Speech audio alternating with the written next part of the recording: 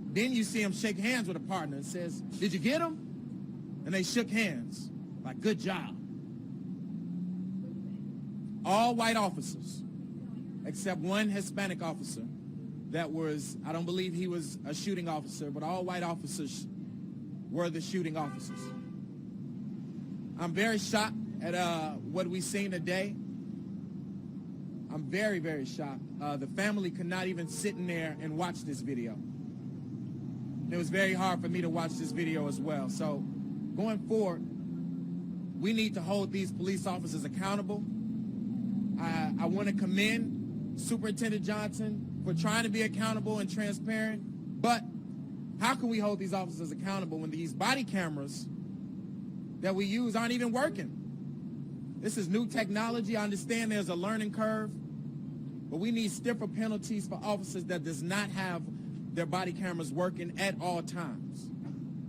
So I'm pushing Superintendent Johnson to push these cameras as best as he can, because every time a shooting happens or something happens, something wrong with the body camera. You know, it's funny. It's like my dog ate my homework. You know, so we need to hold these officers accountable for what they did to this boy, this young man who was unarmed. It's very sickening, to say the least. So going forward, we will try to prepare the family for a statement. Go ahead, Mike. One more thing. You are going to hear, and the world, it's right here. You are going to hear, and the world can see this, and they should. You are going to hear one of the police officers. It's unclear as to whether or not he was the actual shooter. But you are going to hear one of the police officers say, "Fuck, now I'm going to get a 30-day suspension." So, how long was the video? Hold on, real quick. One more thing I forgot to add. You're also going to see, after he says that, he starts to say something else, and one of the officers say, "Hey," and points to his body camera to make him shut up. So, How much Questions? of the video did the family actually see? They saw most of the video. Like how long? It was about 6 clips. They saw at least 3, and those 3 were the most graphic ones. So What was the yeah, reaction? Did the mother break down? Did she say the mother broke down. What did she say? The daughter broke down. She just can't believe they did this to her. She never thought she would be in this situation. She has given him everything that he needs, and maybe he got caught up in some of the wrong things. But as for the court system to decide what his sentencing should be, and she just very hurt right now, and she had to leave immediately because she could not deal with being at IPRA headquarters, looking at this video, knowing that they're the enemy, and they won't. They'll probably try to justify this shooting some way. How much of what happened to Laquan McDonald do you think is the reason why the police superintendent acted so quickly in releasing this video? I think a lot of what happened to Laquan McDonald, and there are plenty of other cases, is the reason that they did this. The problem is, number one, we still have unarmed young black men being shot by the police. So while there's some transparency with regard to letting the family see the video, there's some transparency with these body cameras, it's still happening. That needs to be stopped. And then with the actual shooting not exactly on the body cam, it kind of belittles the whole idea of transparency. This is new technology. They're supposed to show everything, good and bad. And all we have right now is bad. And one thing, Lawyer, can you give us a synopsis of what you saw on the cameras from start to finish?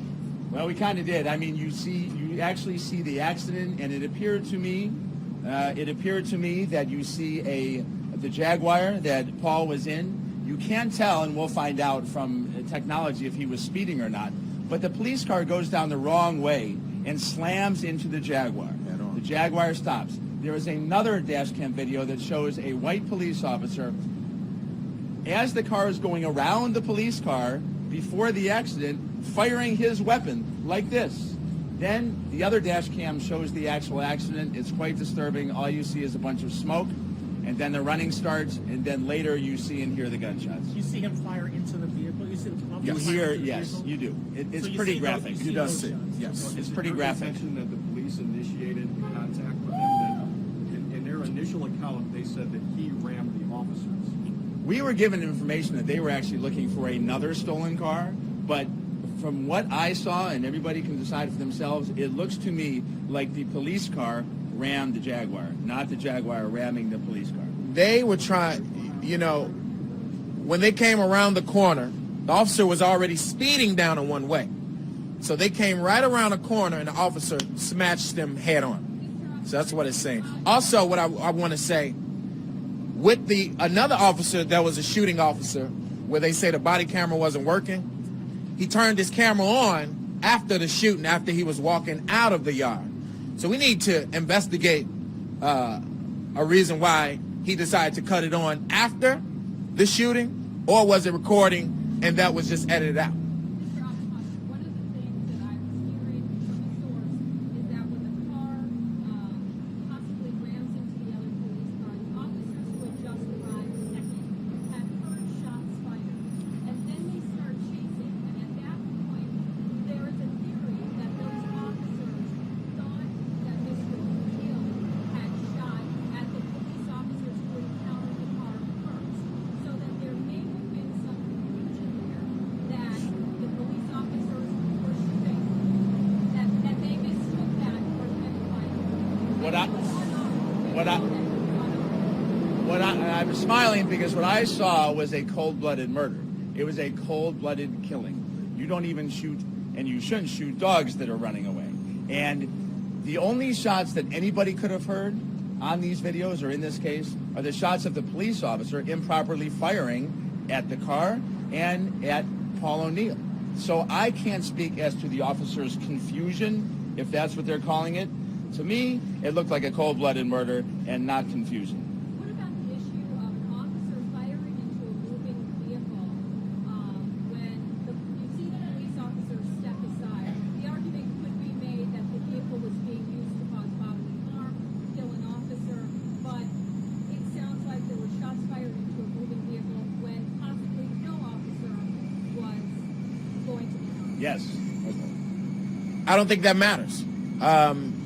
At the end of the day, you do see the officer shooting in the vehicle, but Paul O'Neill wasn't shot then. The problem is, once Paul O'Neill exited the vehicle and ran, supposedly running probably from the gunshots, they shot him and killed him. So them shooting in the car, their argument could say, oh, he was trying to run the officer over, so we were trying to shoot him. But they didn't kill him then. So that argument is thrown out the window. How many times was he shot in the back? They still haven't released how many times he was shot in the back.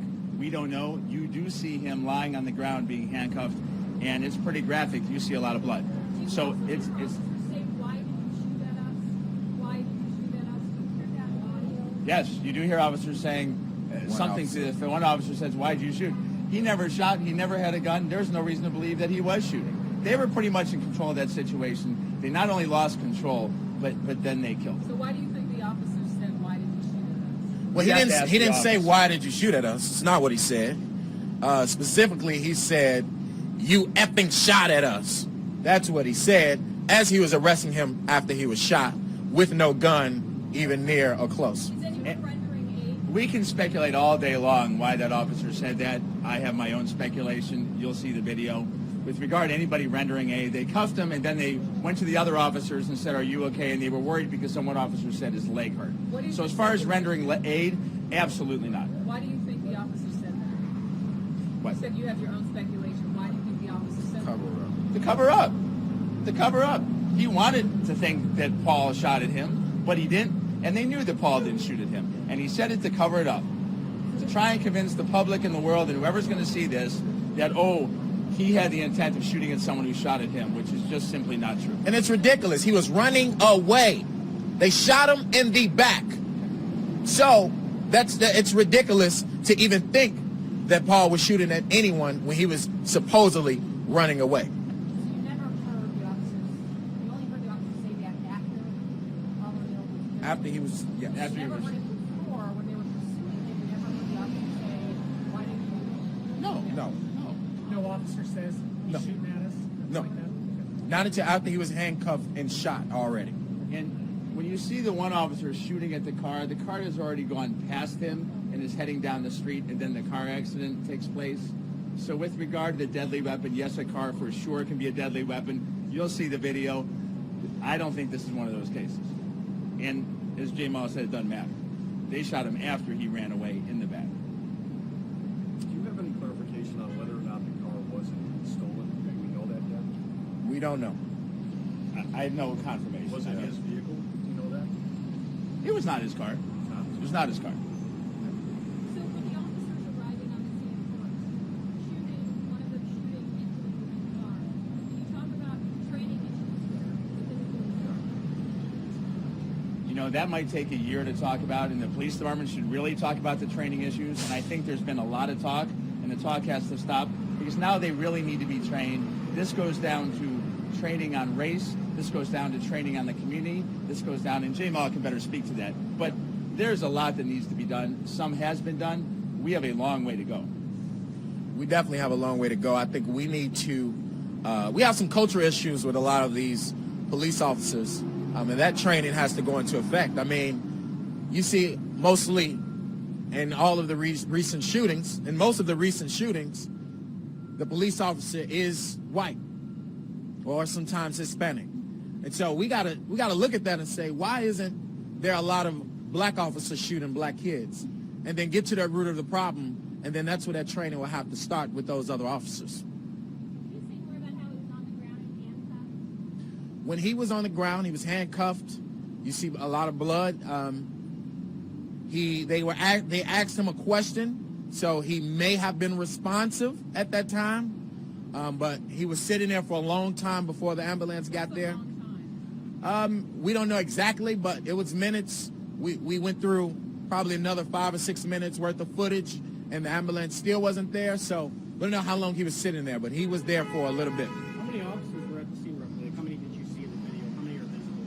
A lot. There are 3 or 4, I think, running, and then you see a lot of officers. There's obviously a ton of officers later. There's quite a few cars before and during this happening. So, Mr. Oppenheimer, what do you think of the police department's response and IPRA's response thus far? I commend IPRA for letting us see the video. That's changed a lot since Ronald Johnson and other cases that we have fought to try and get videos. It took us a year to see that. There's a long way to go. IPRA's going to do their investigation, and I trust and hope that things have changed and they will do a proper investigation. The police department has a whole lot of work to do. I am also, and maybe now is not the time to do this, but I am asking, based on what I have seen, and I wasn't going to say it, but as J. Mall said, this is it's horrific. And I am asking that a special prosecutor be appointed immediately, not Anita Alvarez, but a special prosecutor be appointed to look into this case, to start their investigation immediately, because there is no question in my mind that criminal acts were committed, and we haven't even heard all the communications, so we don't know everything. But I'm asking for a special prosecutor to begin looking at this case immediately. How much video was involved in this incident? We heard something like 40 hours of video. Well, we weren't shown 40 hours. We were shown 15, 20 minutes. There's some more that we didn't see because it was just aftermath and part of the scene. It is my guess, based on my experience, that there'll be a lot more video coming. And IPRA has indicated that there may, in fact, be more video. They're still doing their investigation. We're doing our own investigation. Mike, you're a former prosecutor, right? I am. So when you said that there's no question that criminal acts were committed, can you talk about what criminal acts were committed based on what you saw in the video and what you know about the case now? Videos. I'm not a prosecutor anymore. I'm a defense-trained civil rights attorney. But what I saw were these police officers murder this kid. That's what I saw. And, you know, if he was in a stolen car, if he was driving a stolen car, that's for the court system. That is a property crime. It is a property crime. And the last time I checked the statute, that did not carry the penalty of death. How were the mood of the officers at the time of the shooting? Were they animated? Were they casual? How would you describe how they appeared? They did everything but high-five each other. Some of Yeah. them. So we see one of them shake hands after the shooting, about 5 minutes from the shooting. Says, "What's up, Jimmy?" You know, and we see a few things that show that it really was no remorse from a couple of the officers. They basically thought that it was a justified shooting. Are you worried at all that this video, once released to the public, could spark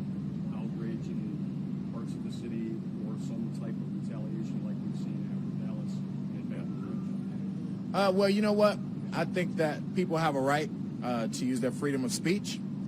And if people decide to go to the streets with this so that they can let their voices heard and put pressure on IPRA and the city and the CPD to make changes, then I'm all for it. But I don't know if it will happen. I believe it will, but it's Chicago. People love to let their voices heard, and I believe that they should in this case.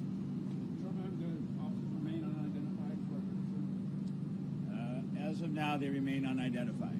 I'm sure we will find out who they are and their. As of now, they remain unidentified. I'm sure we will find out their names and more of their backgrounds. I'm sure that the family does not want violence in the streets. The family absolutely does not want anybody to get hurt or killed. Citizens, police officers, people on the streets. There has been enough killing, but it's disturbing, and it's violent, and it's scary.